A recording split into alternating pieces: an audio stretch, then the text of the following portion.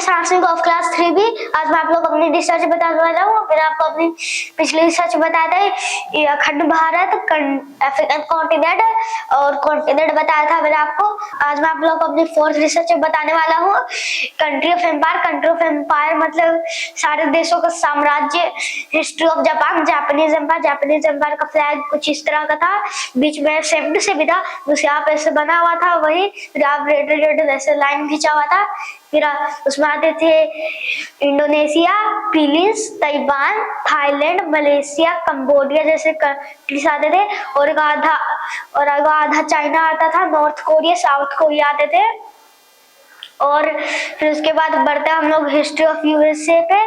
तो उससे पहले मैं आपको बता देना चाहता हूँ कि जापानीज एम्पायर खत्म कैसे हुआ था। जापानीज एम्पायर किस तरह खत्म हुआ था, जब वर्ल्ड वॉर 2 के वक्त जापान ने अमेरिका पे हमला कर दिया, जिसका अमेरिका गुस्सा हुआ, अमेरिका जापानीज वॉर हो गई, और तब उसका जापान सरेंडर कर देता है क्योंकि अमेरिका ने जापान के ऊपर बॉम्ब गिरा दिया था, जिसका जापानीज एम्पायर खत्म हो गया। बढ़ते हम लोग हिस्ट्री ऑफ यूएसए पे। हिस्ट्री ऑफ पहले बताता है 1000 BCE का नाजिक अमेरिका, उसके बाद आधा कनाडा आता था, उसका फ्लैग प्रॉपर रेड था। अब हम लोग बढ़ते हैं 1492, कोलंबस डिस्कवर्ड द अमेरिका। फिर उसके बाद 1855 में 1855 का अमेरिका, उस वक्त अमेरिका पे ब्रिटिश शासन कर रहा था। उस वक्त अमेरिका बहुत छोटा था, लैंड लॉक नहीं था, और हल्का सा उसका एरिया समुद्र से टच करता था।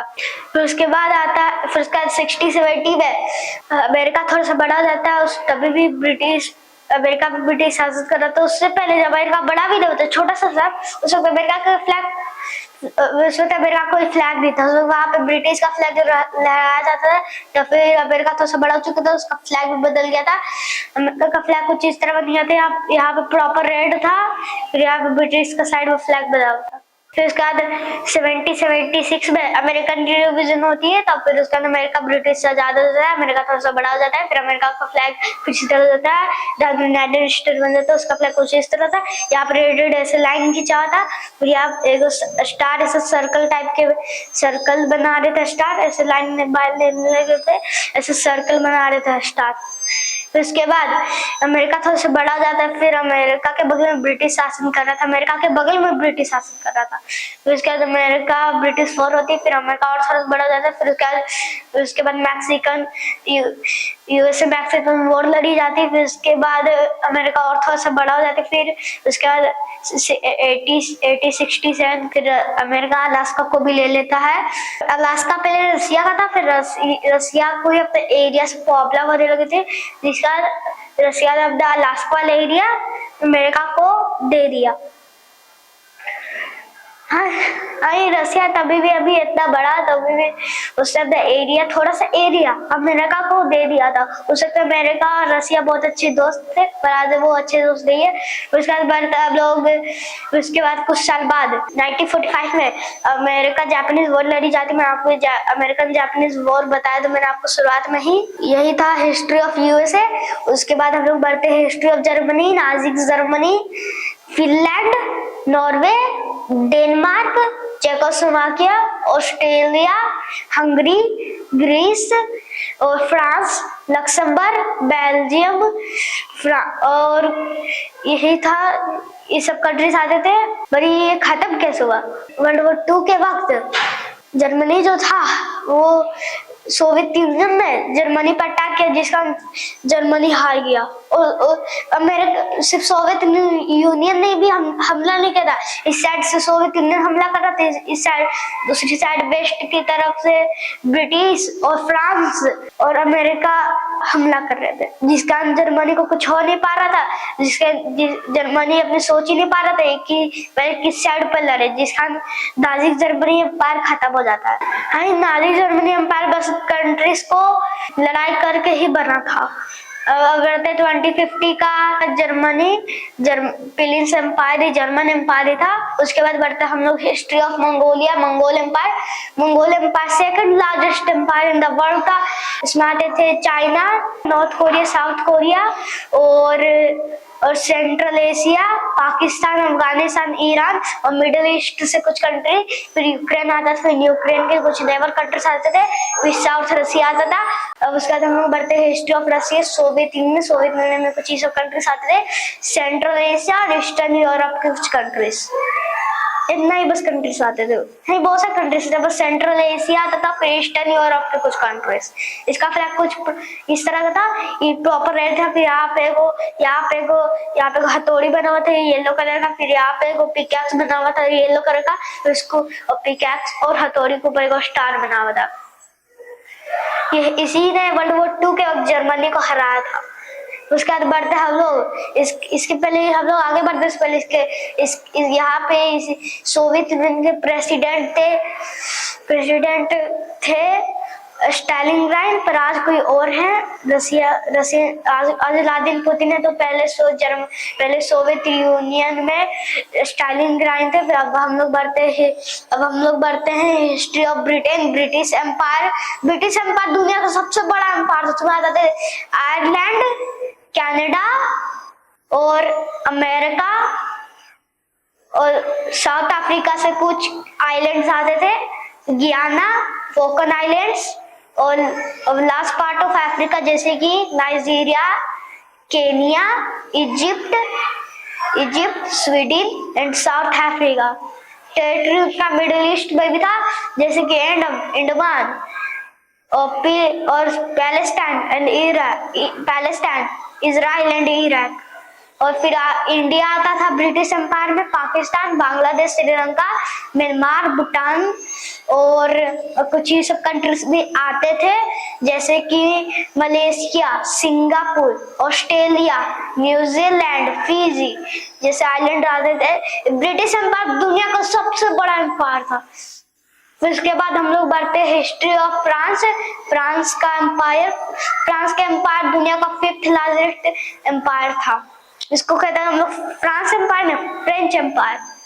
फिर उसके बाद यही था कंट्री ऑफ एम्पायर। पहले मैं आपको बता देता हूँ कौन कौन से थे। ब्रिटिश एम्पायर में कहा जाता था उसमें कभी सूरज नहीं ढलता है, क्योंकि वो दुनिया का सबसे बड़ा एम्पायर था। ब्रिटिश एम्पायर में कभी सूरज नहीं ढलता है। और first largest empire in the world और second largest empire in the world in Mongol empire और first largest empire in the world in British empire. कहा जाता था ब्रिटिश एम्पायर में कभी सूरज ही नहीं ढलता है। उसने आधी दुनिया पर राज किया था ब्रिटिश एम्पायर ने। इतना बड़ा एम्पायर था, खत्म हो गया था। फिर उसके बाद हम लोग अब नेक्स्ट रिसर्च पे हम लोग बढ़ते हैं, जैसे कि वास्को डी गामा ने भारत का खोज किया था। वास्को डी गामा पुर्तगाल का रहने वाला था और वास्को डी गामा अपने देश से निकला था, फिर महाराष्ट्र पहुंचा था। नहीं, महाराष्ट्र नहीं पहुंचा था, हाँ केरला पहुंचा था। साउथ इंडिया पहुंचा था। हाँ, फिर उसके बाद वास्को डी गामा भारत का खोज किया, तो उसने भारत का खोज किया ही नहीं था। जो भारत का बगल में जो सारी मुस्लिम कंट्रीज थी ना, वो सब भारत जाने का टैक्स लेती मतलब जो भारत के बगल में आपने देखा होगा मिडिल ईस्ट में, ये बहुत सारे मुस्लिम कंट्रीज है, पर सब मुस्लिम कंट्रीज भारत जाने का टैक्स लेते थे और वही टैक्स को वास्को डी गामा नहीं देना चाहता था। इसलिए उसने समुद्र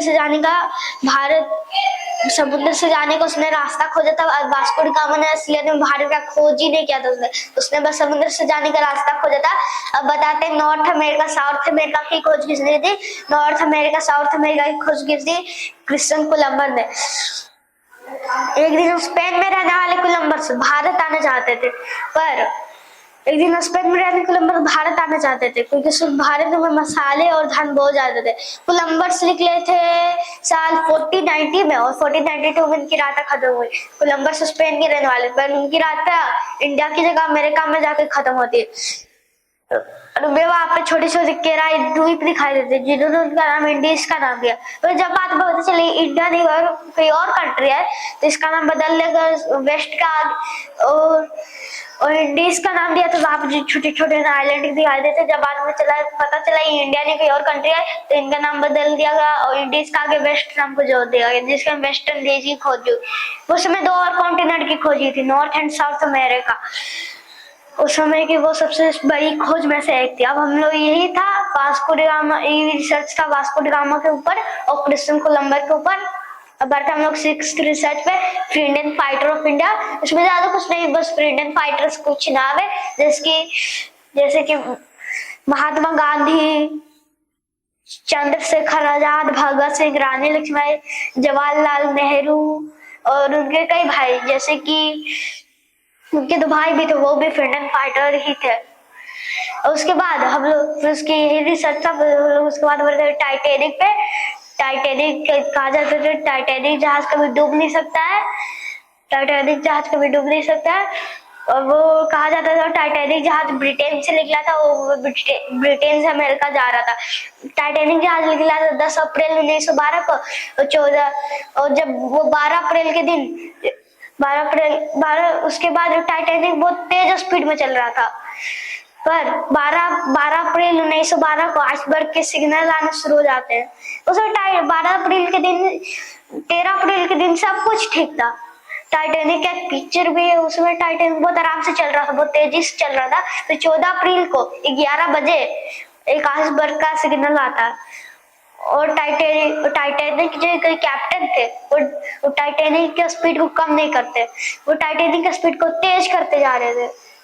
साथ में टाइटैनिक की स्पीड बहुत कम थी, पर उसने टाइटैनिक के जहाज पे जो कैप्टन थे उन्हें और स्पीड बढ़ा दी और टाइटैनिक जाके 11 बजे जाके आइसबर्ग से टकरा गया और टाइटैनिक धीरे धीरे करके डूबने लगा था। फिर टाइटैनिक ऐसे इसका पिछला हिस्सा ऐसे उठ गया था, पानी यहाँ पे ऐसे पानी है तो निचला हिस्सा ऐसे उठ गया था। तो फिर टाइटैनिक 2 हिस्सों में टूट जाता है, फिर एक हिस्सा ऊपर से उठ जाता है, फिर टाइटैनिक ऐसे करके डूब जाता है।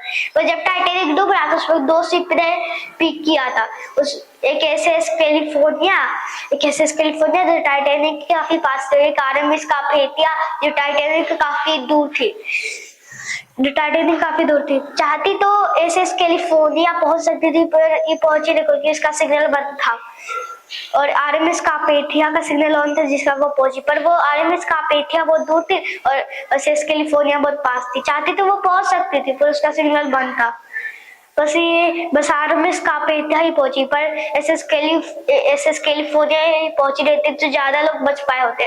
कहा जाता था कि टाइटैनिक जहाज कभी डूब नहीं सकता, ये दुनिया का सबसे बड़ा जहाज था, पर इसमें 1500 लोग मारे गए थे, 1500 लोग उसमें मारे गए थे। उस वक्त पानी इतना सेल्सियस पे था, पानी 2 डिग्री सेल्सियस पे था, उसमें 1500 लोग मारे गए थे।